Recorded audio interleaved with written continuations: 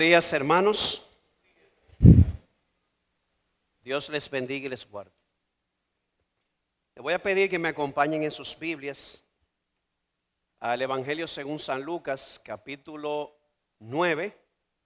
Vamos a estar considerando los versículos 10 al 17.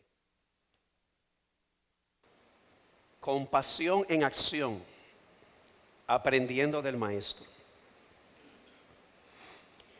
Pero antes de iniciar, le voy a pedir que inclinemos nuestros rostros para pedirle al Señor su bendición en el desarrollo de esta ministración. Padre nuestro que estás en los cielos, sea tu nombre santificado. Y venga tu reino a cada corazón aquí presente. De tal manera que aquellos que ya te conocemos, sigamos entregando cada día más nuestra vida sin reservas a ti. Y de tal modo que aquellos que están aquí, que están siendo gobernados por cualquier otra cosa, salgan de este lugar confesando que Jesucristo es el Salvador, que Él es el Señor. Oh Padre, te rogamos también que tú perdones nuestros pecados. Son tantos, oh Señor, y son todos contra ti. Pero tú que eres lento para la ira y grande en misericordia, vuelves otra vez a tener misericordia de nosotros. Sí, Señor, porque tú te deleitas en la compasión. Y lo has mostrado de tantas formas, no solamente en lo espiritual, sino también en lo físico. Y es nuestro deseo que tú ahora, oh Señor, tú hables a nuestras almas, nos muestres el camino que debemos seguir, nos des la fe para creerte, sobre todo en esos momentos en los que parece que no es el momento apropiado o que no tenemos los recursos necesarios. Ayúdanos a recordar que una pequeña lonchera en tu mano es suficiente como para alimentar a más de 5,000 personas. Sí, Señor, porque ese es tu poder. Y agrádate, oh Señor, en usar tu poder no solamente para alimentar nuestras almas, sino también para traer a aquellos que no te conocen a los pies de Cristo. Muéstrales hoy que Jesús es el pan de vida. Y glorifícate en medio nuestro, porque te lo rogamos en los méritos de Cristo. Amén.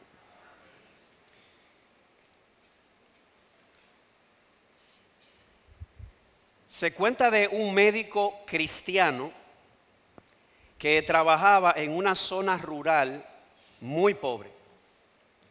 Un día, después de una jornada o una semana muy agotadora, se fue a descansar a una cabaña en las montañas, buscando soledad, buscando silencio, buscando renovación. No bien el hombre se acomodó, se dio su ducha, se puso su short, se sentó, cuando en ese momento sonó la puerta. Era un joven que venía desde un pueblo vecino y le dijo: doctor, mi madre está muy enferma y no hay nadie más que pueda ayudarla. En ese momento aquel doctor dudó por un momento. Él estaba exhausto, él había trabajado toda la semana sin parar, pero al ver el rostro de aquel joven lleno de angustia por un lado y de esperanza por otra, el doctor se levantó, tomó su maletín y salió. Más tarde le dijo a un amigo: yo no fui porque tenía fuerzas, yo fui porque sentí compasión. ¿Y cuál es el punto de esta ilustración? El punto es que la compasión de nuestro Maestro, la compasión de nuestro Salvador, la compasión de nuestro Señor, la verdadera compasión, debería impulsarnos a actuar, incluso cuando nos parezca que no es el momento más conveniente, incluso cuando nos parezca que no tenemos los recursos suficientes para ayudar. De hecho, de eso se trata nuestro texto, Lucas 9, 10 al 17, que leeremos en un momento. Hermanos, tengan en mente esto. Jesús acababa de recibir la noticia de que su primo, la voz que clamó en el desierto y que le preparó el camino, acababa de ser asesinado. No sé si recuerdan la prédica anterior de Lucas, cómo Herodes peleó con su conciencia porque él era el responsable de haberle cortado la cabeza a ese profeta. Y no solamente Jesús se acababa de enterar de la muerte de Juan el Bautista, los discípulos recién habían llegado de una jornada evangelística. No sé si recuerdan al principio del capítulo 9 que Jesús envió a los 12 a predicar y sanar, y les dio o los dotó con la presencia y el poder del Espíritu Santo. Así que tengan en mente eso. Jesús acababa de enterarse de la muerte de Juan y los discípulos acababan de llegar de una jornada muy exhaustos. Así que cuando ellos llegaron, vamos a ver, ellos se retiraron a un lugar apartado, probablemente para llorar a Juan, probablemente para orar, probablemente para descansar y renovar sus fuerzas. Pero su descanso fue interrumpido. ¿Por qué? Porque cuando la multitud lo siguió, esa multitud no fue despedida por nuestro Señor. Todo lo contrario. En lugar de Jesús proteger su momento personal, ¿sabe lo que hizo? Los miró y sintió compasión.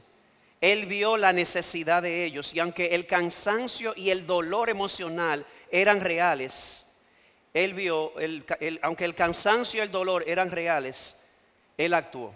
¿Qué hizo? Predicó, sanó y alimentó a más de 5,000 personas, a pesar de que sus discípulos le habían dicho que no tenían lo suficiente. ¿Y por qué? ¿Por qué Jesús lo hizo a pesar de todo? Porque la compasión de nuestro Salvador no se paraliza ante la incomodidad ni ante la escasez.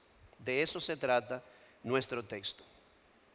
Una nota: este milagro es uno de los pocos milagros de la Biblia que se repite en los 4 evangelios.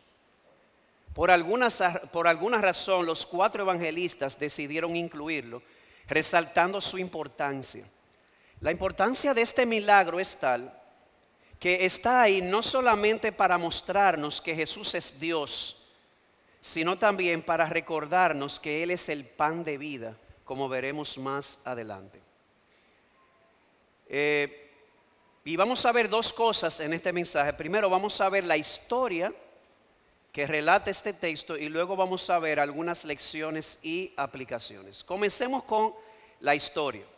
Vamos a leer Lucas capítulo 9, versos 10 al 17, que dice así: Y cuando los apóstoles regresaron, dieron cuenta a Jesús de todo lo que habían hecho. Y él, tomándolos consigo, se retiró aparte a una ciudad llamada Betsaida.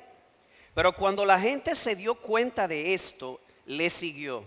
Y Jesús, recibiéndolos, les hablaba del reino de Dios y sanaba a los que tenían necesidad de ser curados. El día comenzaba a declinar, y acercándose los 12 le dijeron: despide a la multitud para que vayan a las aldeas y campos de los alrededores y hallen alojamiento y consigan alimentos, porque aquí estamos en un lugar desierto. Pero él les dijo: dadles vosotros de comer. Y ellos dijeron: no tenemos más que 5 panes y 2 peces, a no ser que vayamos y compremos alimentos para toda esta gente, porque había como 5,000 hombres. Y Jesús dijo a sus discípulos: haced que se recuesten en grupos como de 50 cada uno. Así lo hicieron, haciendo recostar a todos. Y tomando los 5 panes y los 2 peces, levantando los ojos al cielo, los bendijo y los partió, y los iba dando a los discípulos para que los sirvieran a la gente. Todos comieron y se saciaron, y se recogieron de lo que les sobró de los pedazos 12 cestas llenas. 2 cosas vemos aquí, 2 escenas en esta historia. Primero, el retorno de los discípulos y el retiro con Jesús. Y en segundo lugar, la manifestación milagrosa. Comencemos con el retorno de los discípulos. Vamos a leer nuevamente los versos 10 y 11. Y cuando los apóstoles regresaron, dieron cuenta a Jesús de todo lo que habían hecho. Y él, tomándolos consigo, se retiró aparte a una ciudad llamada Betsaida. Pero cuando la gente se dio cuenta de esto, les siguió, y Jesús, recibiéndolos, les hablaba del reino de Dios y sanaba a los que tenían necesidad de ser curados. Varias cosas. Lo primero que notamos en esta primera escena es el regreso. Dice el texto, cuando los apóstoles regresaron, dieron cuenta a Jesús de todo lo que habían hecho. La pregunta es el retorno de dónde. Como decía en la introducción, no olvidemos que al principio de este capítulo, Jesús había enviado a los 12 a su primera misión evangelística. Es decir, los envió a predicar, los envió a sanar y los respaldó con el poder del Espíritu Santo y con su autoridad.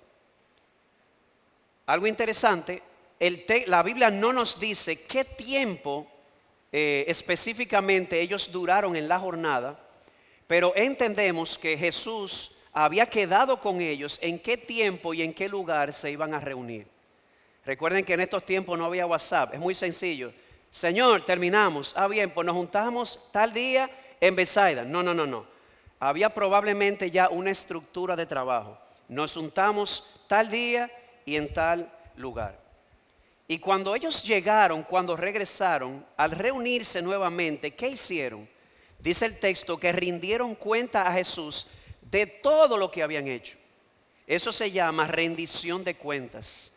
Y ellos probablemente le recontaron a Jesús todo lo que había sucedido en esa campaña evangelística o durante esta misión, mostrando así no solamente obediencia a Jesús, sino también dependencia.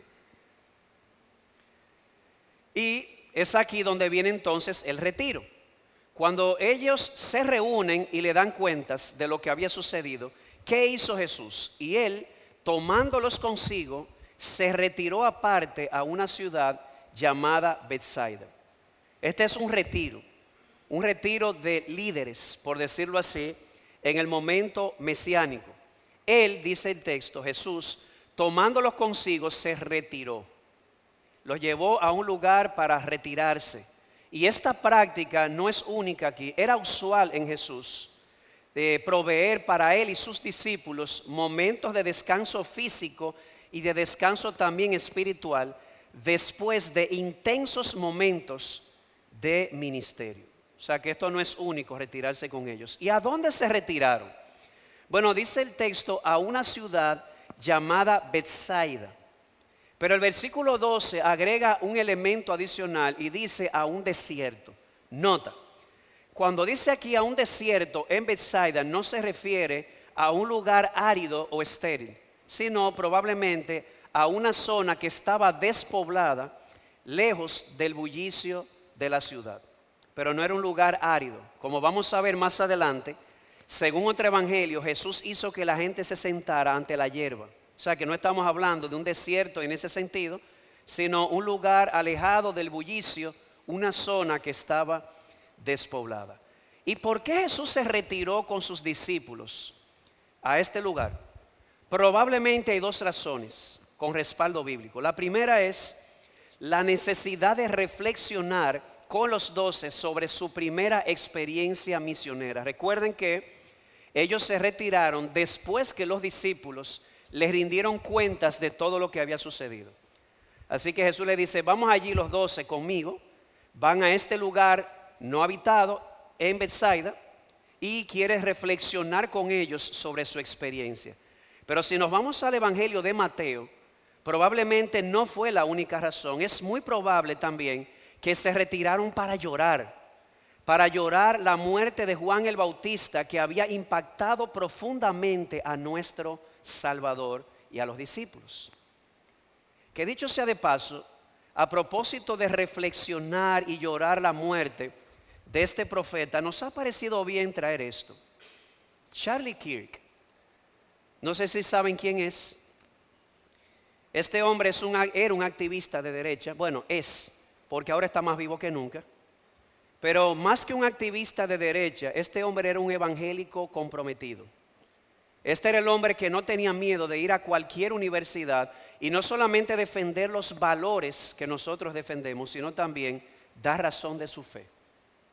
Lamentablemente, estas personas que solamente hablan de libertad de expresión cuando ellos hablan, no toleraron escuchar a un hombre hablar la verdad, así que le dispararon, le dieron en el cuello y el hombre murió. O preferiría decir, partió a la presencia del Señor.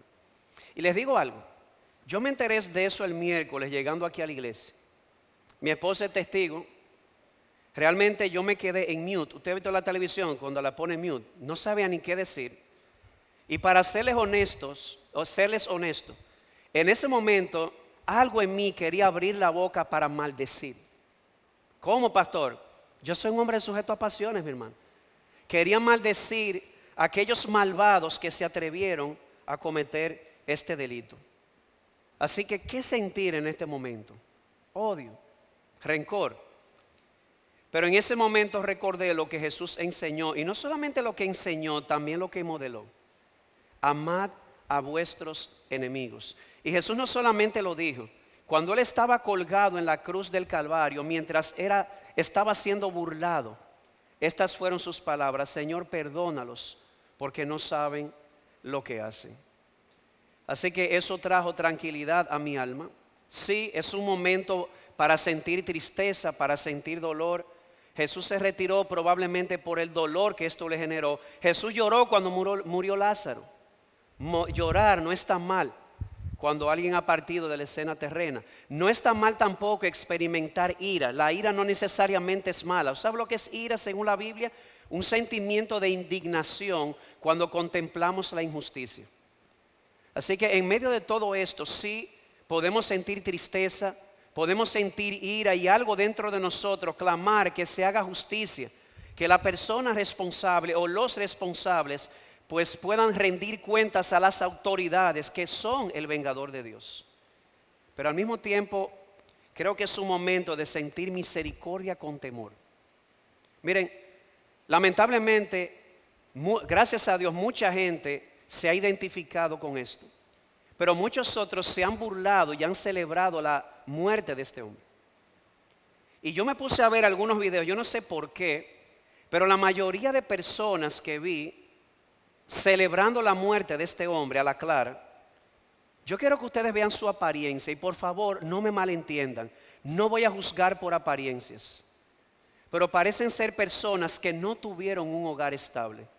Digo yo, no tuvieron una familia unida y no podían tolerar ver un hombre como este, un hombre íntegro que tenía una esposa a la cual le era fiel y que tenía 2 hijos. La proyección es una familia, no voy a decir una familia sin problemas, pero una familia feliz. Y muchos lamentablemente que no tienen esto, al parecer se llenaron de ira, no toleraban sus comentarios y lo mataron. Pero ¿saben algo? Yo creo que es un momento de sentir esperanza también.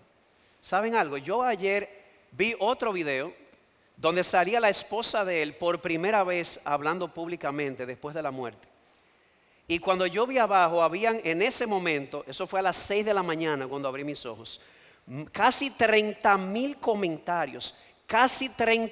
comentarios, y no hablando de su partidismo de derecha, sino hablando de la fe de él. Y hermanos, probablemente más de 20,000 personas diciendo, yo nunca lo había escuchado, ahora lo escuché. Más de 20,000 personas diciendo, a partir de ahora yo y mi casa iremos a la iglesia. Esto es triste, pero qué esperanza. No en balde dijo Tertuliano que la sangre de los mártires siempre ha sido la semilla que hace crecer la iglesia. O si lo prefieren en palabras de nuestro Salvador, ¿saben lo que dijo Jesús? En verdad os digo que si el grano de trigo no cae a tierra y muere, se queda solo, pero si muere, produce mucho fruto. Y es nuestro deseo y oración que Dios use la voz de este joven, 31 años. Lloramos, aquí sentimos ira, deseos de justicia, misericordia con temor, pero la esperanza de que hoy está con Cristo y de que el Señor utilizará esto para que muchos vengan a sus pies. Así que después de haberme retirado con ustedes para darle un poquito de mente a lo que significó la muerte de este hermano, así como lo hizo Jesús, volvamos al texto. Una vez que se retira con este propósito de descansar, hablar sobre su campaña, meditar sobre la muerte de Juan, viene entonces una persecución. ¿A qué me refiero con una persecución? Una trulla de gente, muchas personas fueron donde Jesús estaba, aquel lugar desierto. Dice el texto, pero cuando la gente se dio cuenta de esto, de que Jesús se había retirado con ellos allá, le siguió. Y Jesús, recibiéndolos, les hablaba del reino de Dios y sanaba a los que tenían necesidad de ser curados. Lo primero que vemos es una búsqueda implacable. La multitud se enteraba donde Jesús estaba y se desplazó hacia allá. De hecho, probablemente algunos de ellos habían recorrido distancias largas, mostrándonos así la gran necesidad que ellos tenían de oír al pastor de pastores, aunque algunos de ellos realmente no tenían intenciones muy buenas. Como dice el Evangelio de Juan, muchos de ellos fueron tras Jesús simple y sencillamente por los milagros y no por un real interés en su persona. ¿Usted recuerda eso en Juan? Jesús los alimenta y al otro día vienen donde él y Jesús les dice, ustedes vienen donde mí porque les di pan, pero no por el pan del cielo. Y ellos le dijeron, haz una señal para nosotros saber que tú eres el Mesías. La misma multitud que vio a Jesús alimentándolos de manera milagrosa, ahora que no encontraron pan físico, le dicen, haz una señal para saber que eres el Mesías. O sea que si hubiese llegado Buda y con 5 fundos de pan, se olvidan de Jesús. Porque no estaban pensando en lo que Él representaba, sino en lo que Él les estaba dando. Y esto es increíble, asombroso. Jesús los recibió.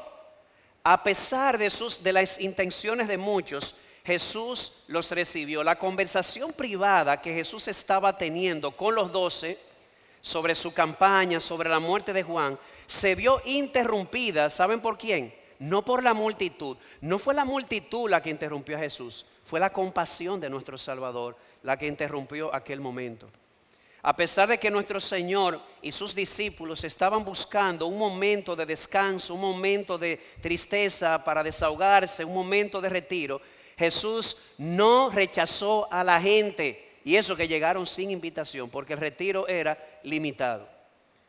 De hecho, esto para mí, alguien me dijo recientemente, estos 5,000 migraron y fundaron la República Dominicana, porque esto representa a aquellos que llegan a los sitios sin invitarlos. ¿Usted ha visto los paracaídas? 5,000 paracaídas, 5,000 hombres. Todavía no hemos dicho la cantidad completa de personas que había allí. Si usted no lo sabía, amado hermano, el dominicano es lo más untado que hay. Llega de paracaídas donde sea que haya comida, ¿o no? Con invitación o sin invitación. El único problema es que aquí solamente 12 eran invitados y se aparecieron más de 5,000 personas. Pero aún así, piénselo, Jesús no los rechazó.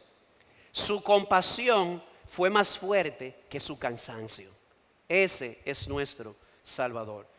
John MacArthur comenta sobre esto y dice, a pesar de las groseras motivaciones de algunos en la multitud, yo diría, Jesús, teniendo compasión de ellos, sanó a los enfermos y los alimentó. Y usted dice, pastor, ¿y qué fue lo que lo movió a esta compasión? Lucas no lo dice, pero el pasaje paralelo dice que Jesús tuvo compasión de ellos porque eran como ovejas que no tenían pastor. Esa imagen viene del Antiguo Testamento para referirse a personas que están desorientadas porque no tiene quien las guíe y quien las proteja. Eso fue lo que vio Jesús. Más que un grupo de personas interesadas, Él vio un grupo de personas desorientadas, un grupo de personas desprotegidas, y Jesús sintió compasión. Sus entrañas se removieron delante de Él. Por eso les dije, lo que interrumpió el descanso de Cristo no fue la multitud, fue su compasión, porque su compasión fue más fuerte que su cansancio. Y aquí es entonces donde vino la misión. ¿Qué hizo Jesús después de recibirlos? Les hablaba del reino de Dios y sanaba a los que tenían necesidad de ser curados. Él interrumpió su descanso para predicarles, pero también para sanarlos. Y esto es interesante porque con esto Jesús nos está mostrando que Él no solamente se importa por el estado del alma, sino también por el estado del cuerpo. El evangelio de Jesucristo es un evangelio integral. Jesús se importaba por si la gente había comido. Jesús se importaba por si la gente había dormido. Sí, el mensaje del evangelio del reino era lo primero. Ellos necesitaban resolver su problema espiritual, pero mi hermano, el mal comido y el mal dormido no piensa.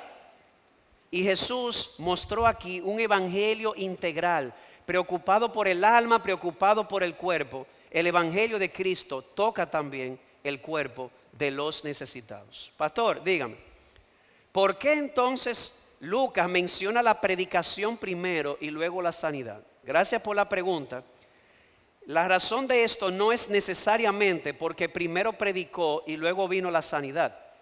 La razón por la cual la predicación va primero es porque a pesar de todo, el ministerio más radical es la predicación. ¿Ay por qué? Porque la predicación es lo que va directamente a la raíz que causa la miseria en este mundo. En otras palabras, es como si Jesús dijera, yo te voy a dar pescado ahora, pero yo quiero predicarte el evangelio para que tú entiendas que tu problema es con Dios y junto con esto darte la caña para que tú también aprendas a pescar. Estoy simplemente ilustrando. El evangelio es el ministerio más radical. ¿Por qué razón? Porque va a la raíz del problema. El problema del hambre, el problema de la miseria en este mundo se debe a una sola cosa, el pecado, el tuyo o el mío. Y el evangelio viene a ¿qué? A salvar a pecadores. Llamará su nombre Jesús porque Él salvará al pueblo de sus pecados. Y es aquí entonces donde entramos a la segunda escena, que es la manifestación milagrosa. Leo, desde el 12 hasta el 17. El día, recuerden que Él se había pasado ya todo ese tiempo enseñando y sanando. El día comenzaba a declinar. Ya eran las 6, 7 de la tarde, el sol se estaba ocultando. Y acercándose los 12 le dijeron, despide a la multitud para que vayan a las aldeas y campos de los alrededores y hallen alojamiento y consigan alimentos, porque aquí estamos en un lugar desierto. Pero Él les dijo, dadles vosotros de comer. Y ellos dijeron, no tenemos más que 5 panes y 2 peces, a no ser que vayamos y compremos alimento para toda esta gente. Porque había como 5,000 hombres. Y Jesús dijo a sus discípulos, haced que se recuesten en grupos como de 50 cada uno. Así lo hicieron, haciendo recostar a todos. Y tomando los 5 panes y los 2 peces, levantando los ojos al cielo, los bendijo y los partió y los iba dando a los discípulos para que los sirvieran a la gente. Todos comieron y se saciaron y se recogieron de lo que les sobró de los pedazos 12 cestas llenas. Interesante milagro, la circunstancia. Ya tenían el día entero enseñando y sanando, pero el día comenzaba a declinar y nadie se había ido. Me imagino a la gente lánguida, a esa hora, cansada, con hambre. ¿Alguna vez a usted le ha pasado eso, que las tripas le suenan como un Atari? Mire, usted puede estar interesado en la palabra que se está predicando, pero el día está terminando, estaban cansados y tenían hambre. Son seres humanos. Así que la necesidad comenzó a surgir. Y los discípulos, sin que nadie les pidiera su opinión, porque eran así de especiales, vinieron a Jesús ante un problema real y le dieron una solución racional. ¿Cuál es la solución? Señor, despide a la multitud para que vayan a las aldeas y campos de los alrededores y hallen alojamiento y consigan alimento. En otras palabras, en este momento los discípulos estaban más preocupados por la circunstancia que por la persona que tenían al frente. Así que le sugirieron a Jesús, como si ellos fueran consejeros de Él, despide a la gente para que se vaya a descansar y a comer. Y Jesús, siempre tierno, en lugar de reprenderlos, lo que hizo fue darles una dirección. Dadle vosotros de comer. Yo me imagino que esto debía haber sido muy confuso. Me imagino a Andrés, que era muy calculador, Señor, son las 6 de la tarde y el bravo cerró. O sea, ¿qué es lo que tú quieres? Dale vosotros de comer. El Señor, pero ¿cómo le vamos a dar de comer? Pero el punto de Jesús, como vamos a ver, no era llevarlos a ellos a tomar una decisión humana o racional. El punto de Jesús era llevarlos a ellos a meditar y a recordar quién estaba ahí con ellos. Mis hermanos, estos hombres vieron a Jesús levantando muertos. Es como que a ellos se les olvida, esos somos nosotros. Hemos visto la mano de Dios de todas las formas posibles y cuando llega una circunstancia adversa olvidamos eso y comenzamos a enfocarnos en la circunstancia en lugar de enfocarnos en quién está con nosotros. Así que los discípulos hicieron un conteo. Dice, y ellos dijeron, no tenemos más que 5 panes de cebada y 2 peces, a no ser que vayamos y compremos alimentos para toda esta gente, porque había como 5,000 hombres. Ojo, hombres, si contamos las mujeres y los niños, probablemente la multitud ascendía a 20,000 personas. ¿Cómo? Así como usted lo oyó, 20,000 personas. La proporción era de 5 por cada padre de familia y en ese tiempo no había televisión. O sea, imagínese usted. Así que yo hice un conteo y esto fue lo que apareció. Señor, mira, allá hay un muchachito que tiene, bueno, esto es más que 2 pececillos, ¿verdad? Pero aquí hay 2 latas de tuna, esto es lo que apareció, y 5 panes de cebada. ¿Y qué más? Bueno, este evangelio no lo dice, pero otro evangelio dice que ellos revisaron la bolsa de la contabilidad y habían 200 denarios. Estos son $100. Benjamín ahí. Ok. Habían 200 denarios. Un denario era lo que ellos trabajaban por un día. O sea que tenían ahí el equivalente a 200 días de trabajo. En República Dominicana estaríamos hablando de 160,000 pesos aproximadamente. Parece mucho, pero para 20,000 personas. O sea, Señor, mira, esto es lo que hay.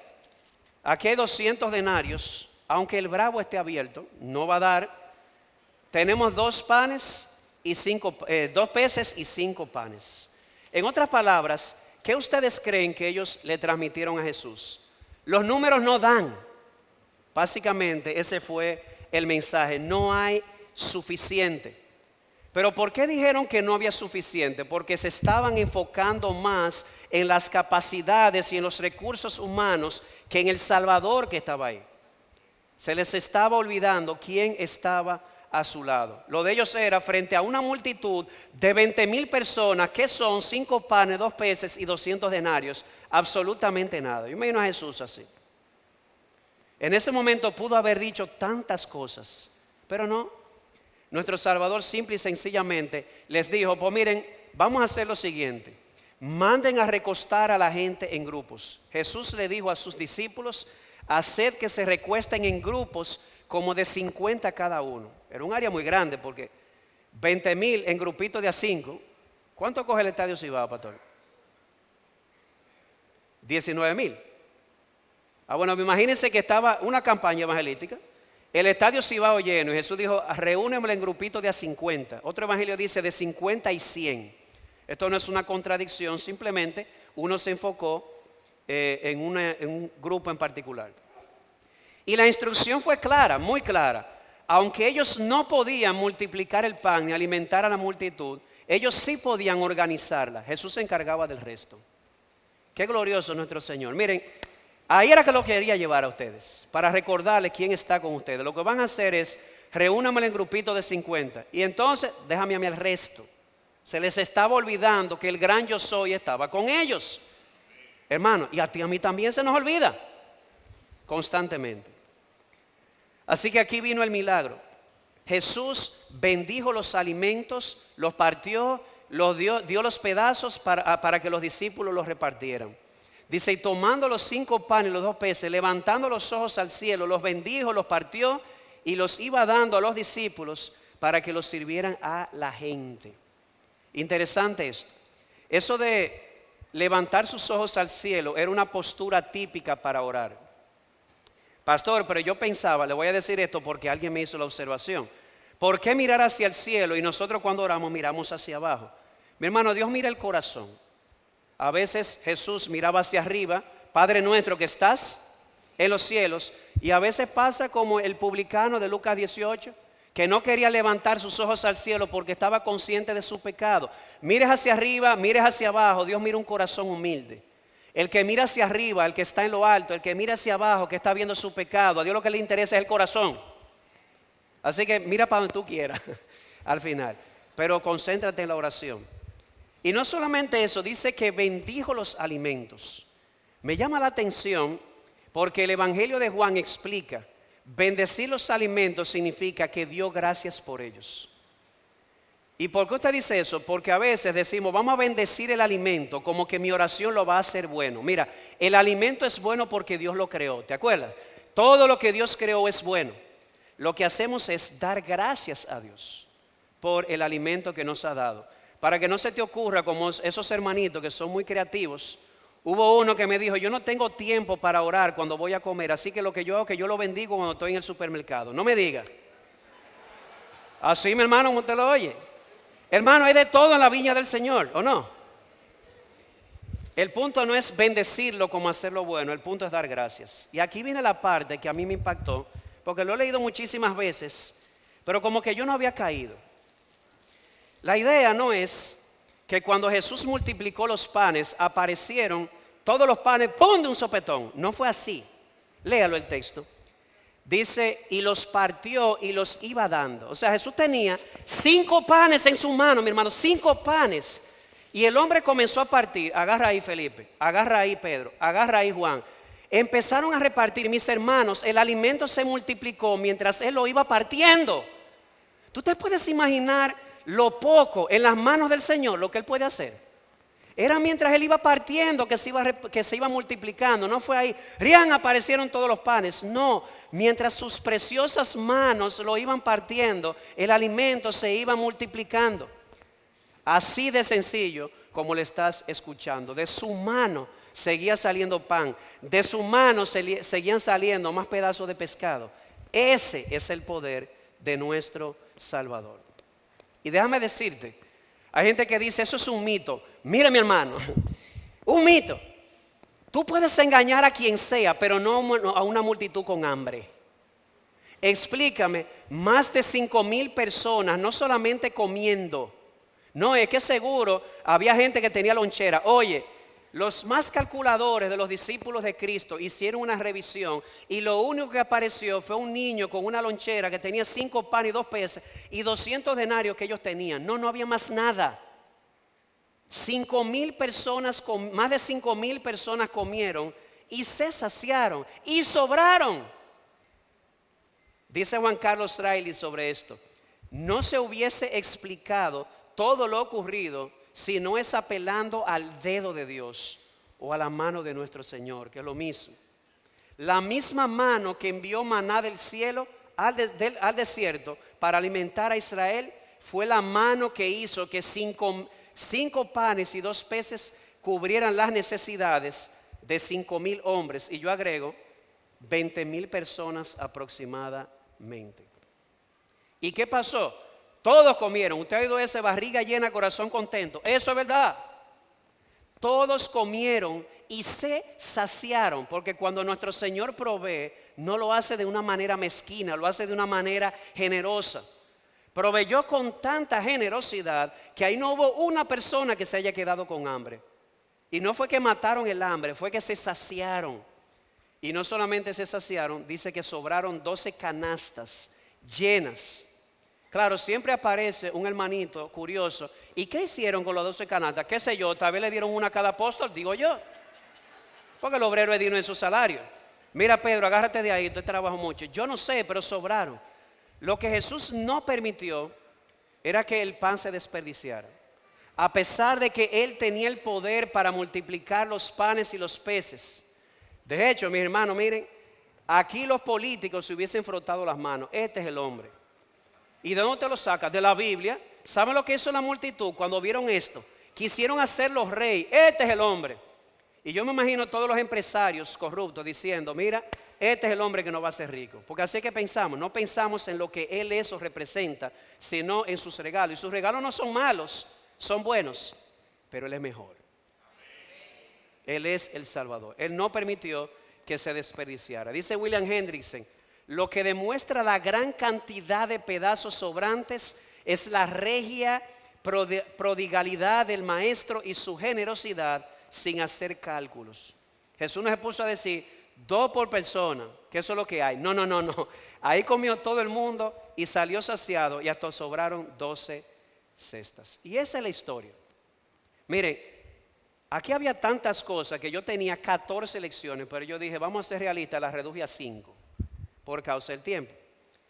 Lo primero que este texto nos muestra o nos recuerda, esta historia, es cuán valiosos pueden ser la privacidad y el retiro en la vida de un creyente. ¿Cómo así? Bueno, ¿qué hizo Jesús? Después de una larga jornada de trabajo, quedaron exhaustos, se retiraron para descansar, también para llorar a Juan el Bautista. Y básicamente esto nos da una lección, y es que aquellos que trabajan públicamente con almas públicas y privadamente, digo pública y privada porque yo vi una foto mía de hace 3 años y me deprimí. La barba estaba negrecita, mi esposa me estaba haciendo bullying. ¿Ustedes saben toda esta barba? La consejería. Sí, llevar la carga de cada una de las ovejas en privado. O sea que aquellos que trabajan con las almas de otros deben también cuidar la suya o cuidar su propia alma. Es necesario en ocasiones apartarse de manera ocasional para examinar el corazón, para meditar y renovar la comunión con Dios. De hecho, el no hacerlo podría tener consecuencias graves. ¿Ustedes saben la cantidad de pastores que anualmente renuncian al pastorado? La cantidad de pastores que están lidiando con depresión, la cantidad de iglesias que cierran. Mis hermanos, porque los ministros también necesitan descanso.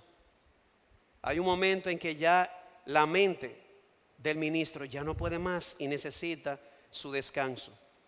Y además puede existir también la tentación de que el ministro vea el trabajo ministerial como un mero activismo religioso. Y todo esto hace necesario que todo cristiano, pero también en este caso los ministros, los que trabajan con almas, puedan retirarse y descansar. Claro, no podemos acomodarnos mucho. ¿Por qué? Porque nos puede pasar como Pablo en Hechos 17. ¿Saben qué estaba haciendo Pablo en Atenas? Salió a tomar un respiro. El respiro no le tomó ni 10 segundos porque él comenzó a ver la idolatría de la ciudad, comenzó a hablar y lo invitaron, ven al Areópago para que te expreses. Su respiro no duró mucho, pero hay que sacar tiempos para esto. Juan Carlos Riley dice, estar siempre predicando, enseñando, hablando, escribiendo y obrando de cara al público es sin duda una muestra de celo. Gloria a Dios por eso. Pero no siempre es una señal de celo conforme al conocimiento. A menudo conduce a ciertas consecuencias. La omisión de esta práctica, es decir, del descanso, es la verdadera causa de muchos deslices que escandalizan a la iglesia y dan ocasión al mundo para blasfemar. Termina la cita. En otras palabras, dele descanso a sus ministros. Y gracias, mis hermanos. Esto yo lo digo por decirlo, porque esta iglesia ha sido muy generosa con nosotros. A veces yo he dicho me voy y me dicen vete, y me lo dicen con el corazón, descansa.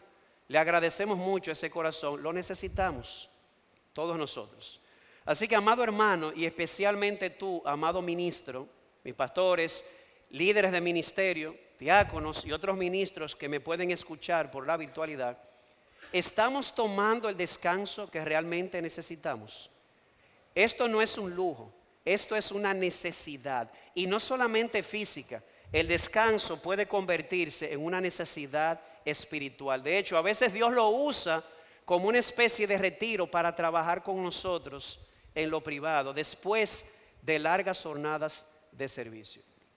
Sin embargo, vuelvo y repito, no nos acomodemos mucho, porque nuestro descanso puede ser interrumpido, no por personas, sino por la compasión, como lo hizo nuestro Señor. A propósito, esta historia nos muestra que la compasión verdadera actúa, incluso cuando no parece conveniente. Piénselo. Jesús y los discípulos en duelo y cansados. No parecía conveniente. Y lo que habían era 5 panes, 2 pececitos, 200 denarios. No había lo suficiente. No parecía ser el momento conveniente para recibir a la multitud. Pero ¿sabes algo? Esta historia nos recuerda que el amor de Cristo no está sujeto a horarios ni a comodidad. Eso lo vemos aquí claramente. Si Jesús tenía que romper su descanso para atender una necesidad real de alguien que no tiene pastor, porque déjeme decirles algo. Es como me decía mi hermano, no voy a decir su nombre, ustedes lo conocen de otra iglesia. Salió de vacaciones, alguien le dijo, atiéndame, y él le dijo, no puedo. Y le dijo, ¿usted no ha leído los 5,000, la alimentación de los 5,000? Y él le dijo, Jesús vio a esa multitud que no tenían pastor, ustedes tienen 3 más, vaya donde ellos, ustedes tienen más pastores. Pero volviendo aquí, a veces puede el ministro verse en una situación de mucho peso que no puede delegar a nadie o no hay nadie más. El amor de Cristo no está sujeto a horarios ni a comodidad. Y Jesús sigue con la misma disposición. Ponte a pensar, si Jesús estaba dispuesto a hacer eso en su periodo de humillación, ¿cuánto más ahora exaltado a la diestra del Padre como Señor y Cristo? Esa puerta nunca se cierra. Usted puede tocar a cualquier hora y Jesús siempre está ahí disponible para usted. Así que se levantó a las 3 de la mañana y quiere orar. Ore, que esa puerta está abierta. Jesús no está sujeto a horarios ni a comodidad. Él se deleita en escuchar el clamor de su pueblo. Pero que no te olvides de esto. Nosotros hoy somos la mano y los pies de Cristo. Su obra en el mundo, Él la está haciendo a través de nosotros. Por lo tanto, si queremos ser fiel discípulos de Él, deberíamos entonces seguir su ejemplo e imitar su compasión. ¿Cómo? Sí, el descanso es bueno y necesario, pero habrá momentos en que la comodidad y el horario no pueden prevenirnos de atender a una persona que está realmente necesitada y que no tiene un pastor que lo pueda orientar en el momento. Así que, amado hermano, y una vez más para nosotros los ministros o los que trabajamos como líderes de ministerios, aunque estemos de retiro, de vacaciones, seamos como nuestro Salvador. Si alguien trabajado y cargado llega a nosotros con esa carga sobre sus hombros y no hay nadie más disponible, probablemente es el momento de que la compasión, no la persona, la compasión de Cristo rompa ese momento de descanso y mostremos el carácter de nuestro Salvador. En tercer lugar, vimos que Jesús no es indiferente a nuestras necesidades físicas. Mi hermano, mi amigo, a Jesús le importa si tú comiste o si tú dormiste. Y esto es importante porque nosotros somos sus manos y sus pies. Y si vamos a un lugar a llevar el evangelio, también debería importarnos si han dormido o si han comido. ¿O no hizo eso Jesús con Elías? ¿Recuerdan a Elías en aquel salón de consejería debajo de una mata? El hombre estaba peleando de mal humor. Mira lo que está pasando, tú no estás viendo a Jezabel. Y el Señor tiernamente le dijo, mira Elías, duerme ahí un ratico. Después que se levanta, come, mira, te puse una torta ahí. Después que se la come, dice, duerme de nuevo. Después que se levanta, dice, come de nuevo. Y después le dijo, vamos a hablar, ahora sí. Ahora sí estamos listos para hablar. A Jesús le importa si hemos comido o si hemos dormido.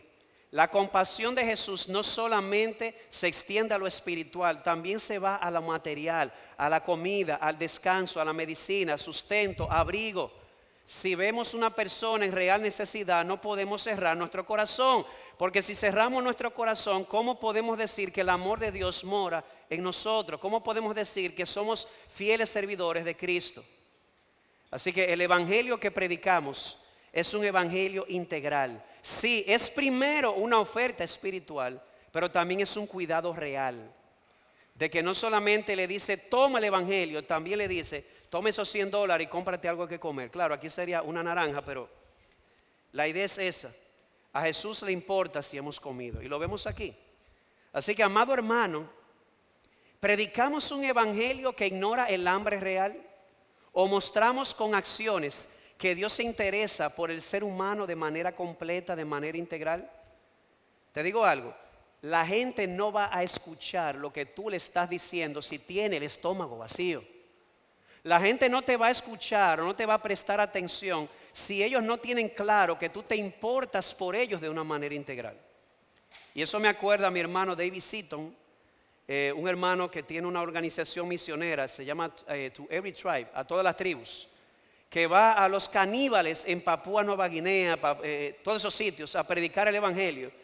Y ellos dicen que antes de comenzar a predicar en una tribu, ellos primero le dan comida, medicina y les ayudan con las casas.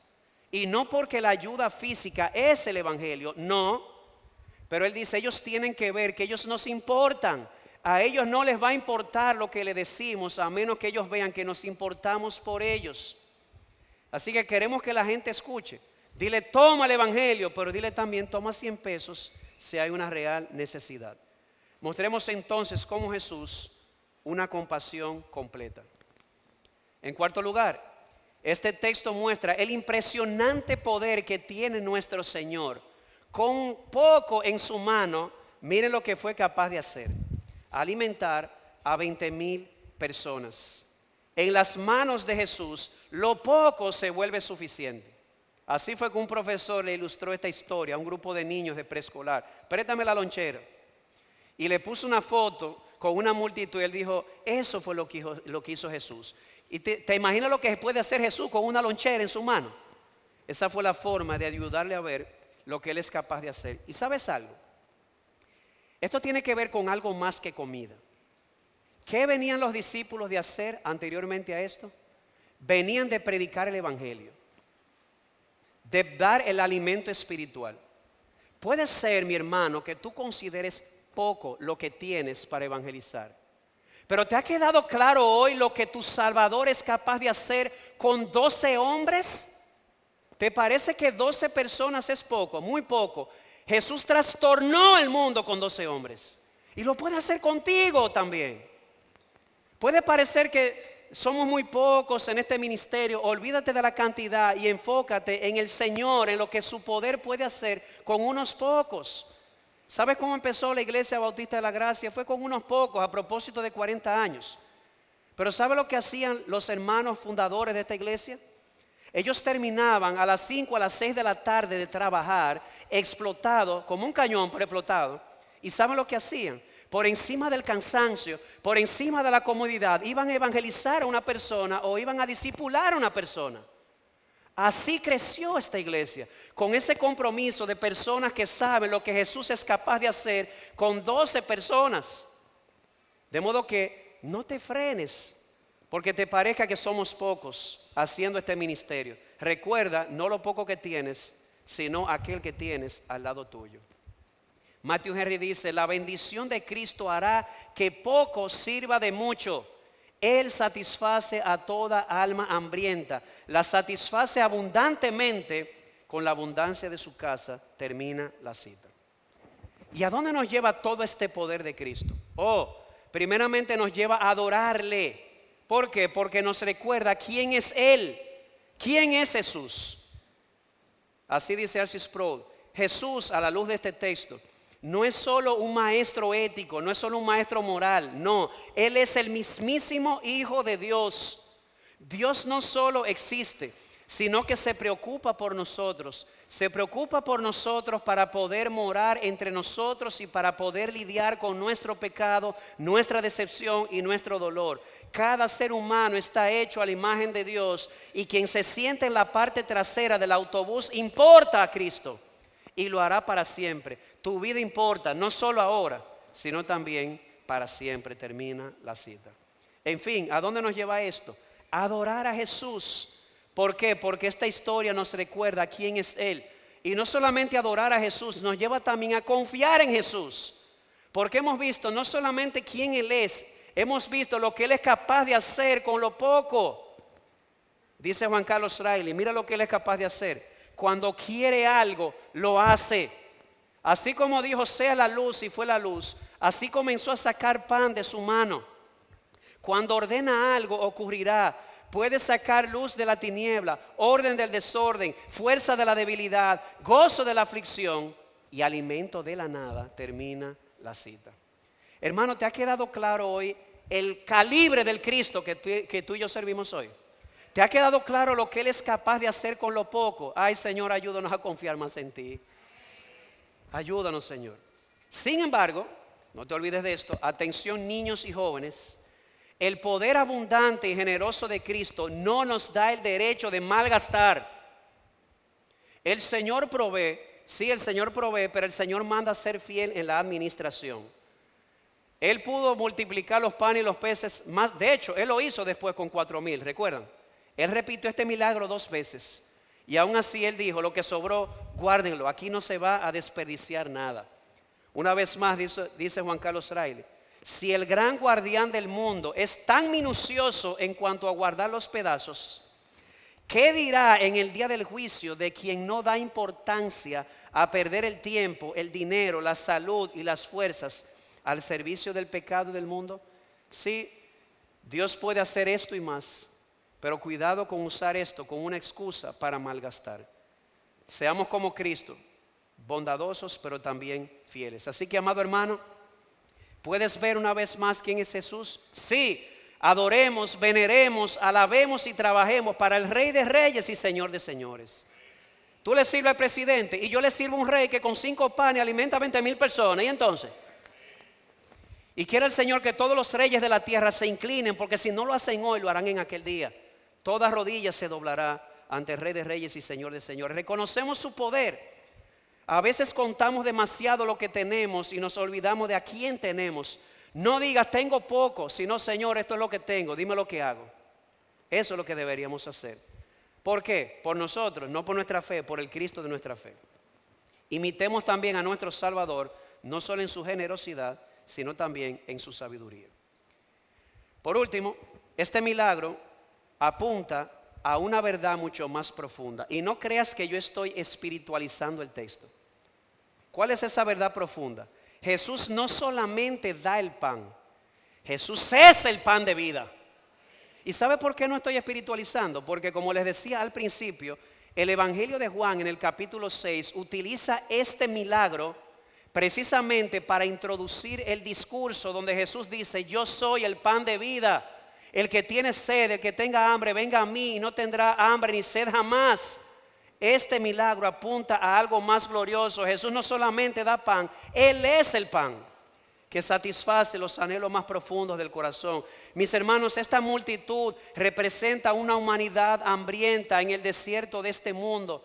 Como decía hace rato, cuando veas a ese joven woke en internet burlándose de la muerte de nuestro hermano que falleció, en lugar de querer venganza, míralo con compasión. Él está en un desierto, él no sabe ni siquiera lo que es tener una familia estable. Lamentablemente no sabe lo que es estar satisfecho y saciado. Pídele al Señor que le abra sus ojos para que vea que Jesús es el pan de vida. Que deje de estar malgastando lo que no sacia, solo Cristo satisface. Cristo es la única provisión capaz de satisfacer el hambre espiritual. Por eso, dice Juan Carlos Riley una vez más, este milagro es un símbolo impresionante de la capacidad que tiene Cristo para suplir las necesidades espirituales de la humanidad. Termina la cita. Así que, amado hermano, ¿reconoces ahora que este mundo está lleno de almas hambrientas y sedientas porque lo terrenal no les puede llenar? Busca en internet y te vas a dar cuenta de eso. Busca en las redes y vas a ver qué vacío está este mundo. ¿Sabes algo? Pero nosotros tenemos el pan.